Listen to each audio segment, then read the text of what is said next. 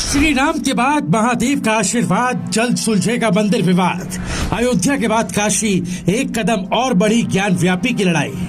बस थोड़ा और इंतजार, फिर ज्ञान वापी में खुलेगा हिंदुओं के लिए द्वार। अयोध्या की अदालती लड़ाई लड़ी, देश भर के सनातनियों ने अपनी शक्ति दिखाई।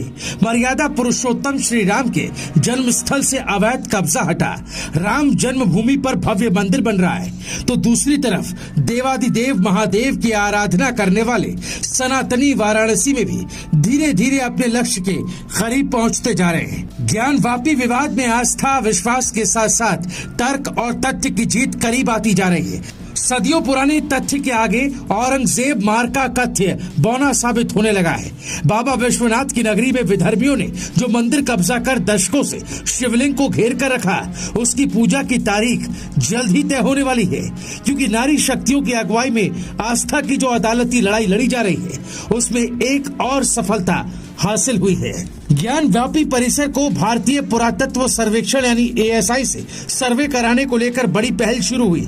हिंदू पक्ष के अधिवक्ता और अयोध्या विवाद को अंतिम तक लड़कर सनातनियों के पक्ष में फैसला दिलाने वाले वकील विष्णु शंकर जैन ज्ञान वापी परिसर के सांस्कृतिक तथ्य अदालत के सामने रख चुके हैं, जिसमें बताया गया कि विवादित स्थल पर जो स्ट्रक्चर है, उसके खंभों पर संस्कृत के श्लोक, घंटियां और स्वास्तिक मिले।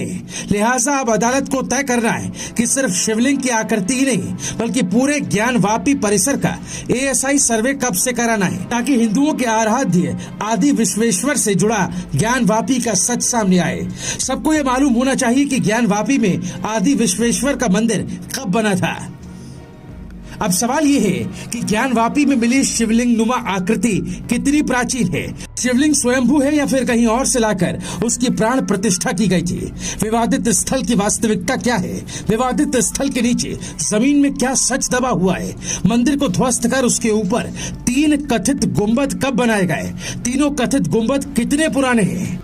यही वजह है कि सिर्फ ज्ञान वापी परिसर में स्थित शिवलिंग ही नहीं, पूरे विवादित स्थल की कार्बन डेटिंग और ग्राउंड पेनिट्रेटिंग रेडार तकनीक से भारतीय पुरातत्व सर्वेक्षण से सर्वे कराने की तैयारी शुरू हो चुकी है। क्योंकि ज्ञान वापी परिसर के कई सच कैमरे पर आ चुके हैं। मजहबी और कट्टरवाद के मुलम्बे में दशकों से ढक कर रखा गया झूठ अब सामने आने लगा है। ये पता चल चुका है कि ज्ञान वापी के परिसर में मां श्रृंगार गौरी का विग्रह पश्चिम भाग में है। मंदिर के पश्चिम दीवार के ऊपर निर्माण कर शिखर पर 3 गुंबद बनाए गए। उसके नीचे पेंटिंग से मंडप बनाया गया है, जो प्राचीन हिंदू मंदिर होने का प्रतीक है। पश्चिमी दीवार के पास खंडरनुमा अवशेष, 3 गुंबदों और व्यास जी के तहखाने की जांच भारतीय पुरातत्व सर्वेक्षण से जांच होती, बहुत कुछ साफ हो जाएगा। अनादिकाल से हिंदू आस्था का जो केंद्र था, उसे एक मुगल आक्रांता ने किस तरह कब्जा कर उसके ऊपर मस्जिद बनाने का पाप किया था, उसका खुलासा हो जाएगा। 1669 में तलवार के दम पर औरंगजेब ने जो हिंदुओं की आस्था को रौंदा था, उसका हिसाब शुरू हो जाएगा। क्योंकि ये दुनिया जानती है इस्लामिक आक्रांताओं ने बरसों तक कैसे हिंदुस्तान के देव स्थलों पर कब्जा कर वहां मस्जिद बनवा दिया था। आपको बता दें कि ज्ञान वापी मस्जिद वाराणसी में काशी विश्वनाथ मंदिर से सटी हुई है। ज्ञान वापी परिसर 1 बीघा 9 बिस्वा और 6 धूर में फैला क्षेत्र है। मंदिर को कब्जा कर मस्जिद बना दिया गया था, जहां शिवलिंग को फव्वारे में तब्दील कर दिया गया था। क्योंकि 1669 में मुगल आक्रांता औरंगजेब ने मंदिरों को ध्वस्त करने का आदेश दिया था, और इसी के तहत काशी में मंदिर तोड़कर ज्ञान वापी मस्जिद बना दी गई थी। ज्ञान वापी मस्जिद के नीचे 100 फीट ऊंचा विश्वेश्वर का स्वयंभू ज्योतिर्लिंग है। 1991 में ही इसको लेकर अदालत का दरवाजा खटखटाया गया था, लेकिन 2022 में ये मामला तूल पकड़ा।